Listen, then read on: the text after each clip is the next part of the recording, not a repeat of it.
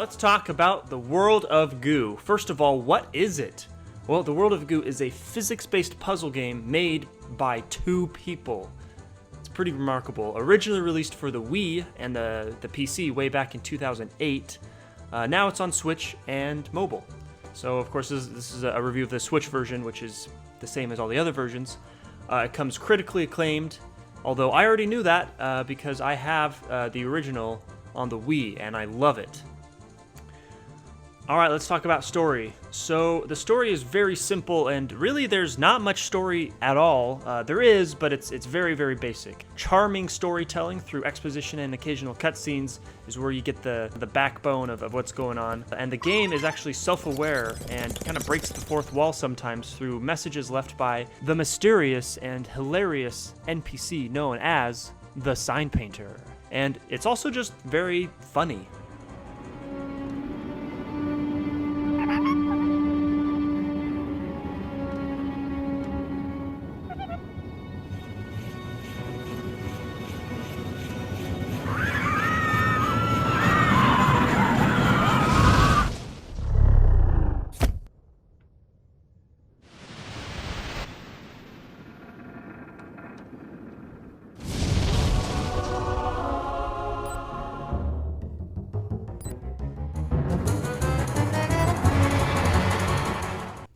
And I rate the story a 4 out of 5. Alright, let's talk about the gameplay. And the basics of gameplay include using goo balls to build towers, bridges, and other various structures to make it to the exit and retrieve as many goo balls as possible.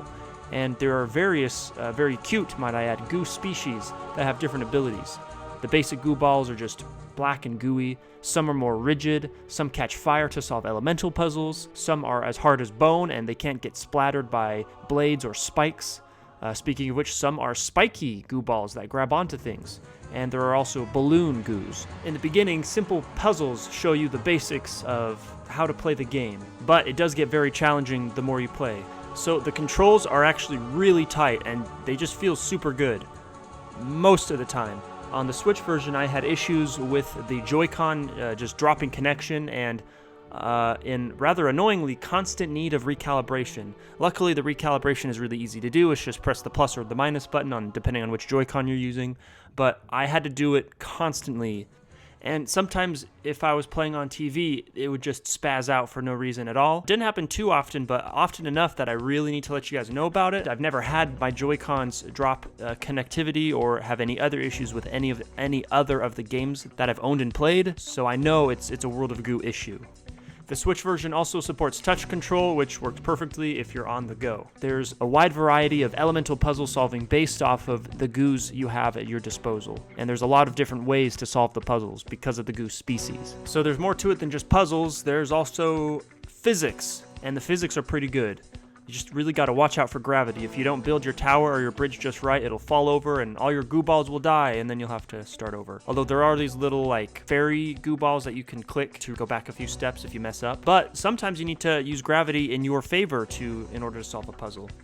Either way though, each level makes you feel great after you complete it, especially after the more challenging puzzles. Also, each stage has an OCD challenge attached to it to fulfill certain requirements, like obtaining a certain amount of goo balls at the end or completing the puzzle in less than a certain amount of steps, etc. Some of these I completed by accident, but the first time I played the level, but most of these are going to be actually pretty challenging, and you have to think in a different way to complete these OCD challenges. The game also has a basic online component called World of Goo Corporation, where the extra goo balls you get at the end of each stage you get in this mode, and basically use those goo balls to build as high of a tower as you possibly can. And there are like some basic leaderboards and stuff to see other people that have built towers, and that's pretty much it. But it's a cool little extra to keep you busy outside of the story. And while the gameplay is actually pretty solid because of the really unfortunate Joy-Con issues, yeah, 3 out of 5. So yeah, the gooey, or should I say the gooey. There's actually a component later on, Chapter 4, that gets all computer graphicsy, and it's actually pretty funny. But overall, the actual user interface and the menus itself are really simple, really clean, and they're just really, really good. The camera is controlled by where the goo pointer goes. One unfortunate thing, maybe not, I'm not sure, is that there is no way to zoom in and out because some of these puzzles do get pretty big, and it would be really great to be able to zoom in and out because sometimes it can be a bit of a drag when you have to keep scrolling back and forth to grab your goo balls. And I rate the GUI a 4 out of 5. So the graphics and the music are probably the best thing that World of Goo has to offer, with brilliantly hand-drawn graphics and animations, very Dr. Seussy, Tim Burton-esque. It's funny, I've mentioned Tim Burton's art style in the past 3 reviews, but that's just a testament to his art style. It's very awesome. The world is pretty big, spread across 4 gorgeous, unique settings and environments, and as well as an epilogue. And each of these 4 worlds and epilogue have their own style and music that blend together perfectly.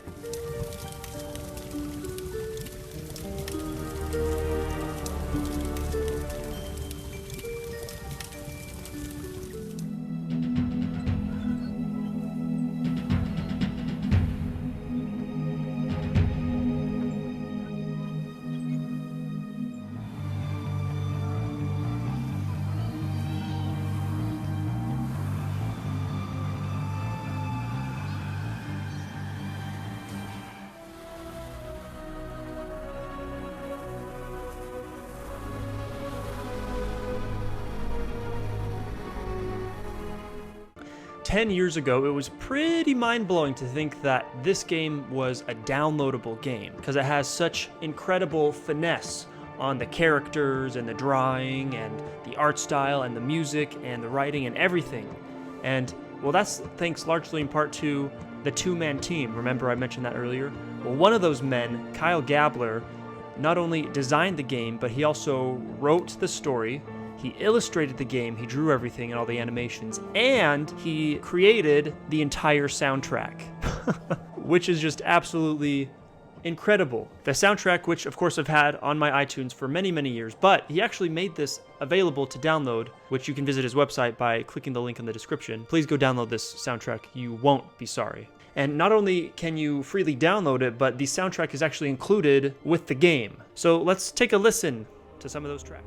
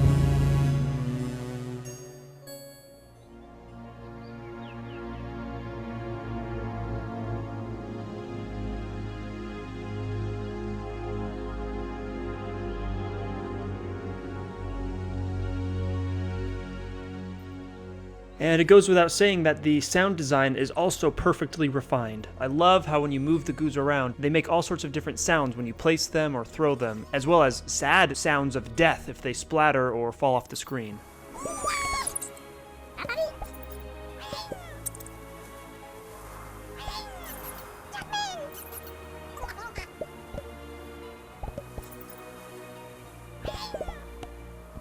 It's perfect!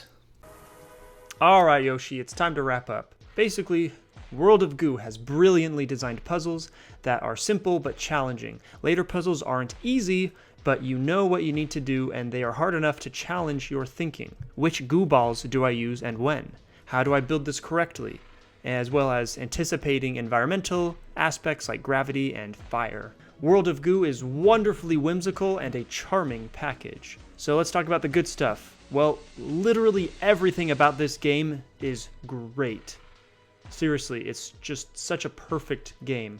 There are a few bad things. Maybe the camera zoom, not really that big of a deal, just something I noticed. The only issue I really had with this version of the game was issues with the Joy-Cons. It's whether they were spazzing out, losing connection, or just the constant need of recalibrating. Overall, in my opinion and recommendation, World of Goo is a game that needs to be experienced by everyone.